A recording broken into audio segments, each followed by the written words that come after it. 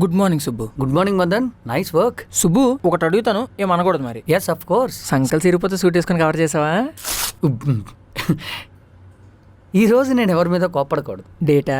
Yeah, డేట్కి వెళ్దాం అనుకుంటున్నాను. కోటు బాగుంది, లుంగితో ప్యాంట్ కుట్టించావేంటి? సూట్ ఏంటి? సార్కి డేట్ అంట. అదే డేట్కి వెళ్తున్నారంట. అమ్మాయితోనా అబ్బాయితోనా? అంటే నీకు మీసాలు లేవు కదా? చూడండి, ఈ రోజు నా మూడ్ డిస్టర్బ్ అవ్వకూడదు, so please cooperate. Mood swings బాగాలేనప్పుడు డేట్కి వెళ్ళాలన్నాడు సుబ్బు. మదన్, ఇలాంటప్పుడే మనం ఎంకరేజ్ చేయాలి. ఇవన్నీ వద్దండి, ఆ అమ్మాయిని అమృతం మనిషి తీసుకొచ్చి అందరం కలిసి మందేద్దాం. మనసు విప్పి మాట్లాడుకోవచ్చు. మీరెంత ట్రై చేసినా నాకు కోపం రాదు.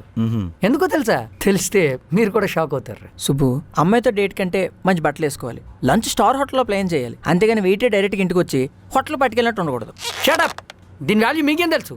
అయినా నా డ్రెస్సింగ్ సెన్స్ గురించి కామెంట్ చేసే ముందు ఒకసారి మీ బట్టలు చూసుకోండి, ఈడియట్స్. ఫీల్ అయ్యాడంటావా? ఆయనకి ఫీలింగ్స్ లేవే. ప్రసాద్, మీ అమ్మగారిని నాతో మాట్లాడొద్దని చెప్పు. పొద్దున నడివీధిలో పెట్టి నాన్న మాట్లాడినారు. సార్, నేను మౌనికాకి నిజం చెప్పేద్దాం అనుకుంటున్నాను, చెప్పనట్టుగా. నేనేం మాట్లాడుతాను, నువ్వేం అడుగుతున్నావు? కొంచెం మేనేజ్ చేయండి. ఇక్కడ అమ్మ, ఇక్కడ కొడుకు, నా ప్రాణం తీయడానికి ఉన్నారు. మదన్, నువ్వు అటు నుంచి లాగు. లాగండి. అది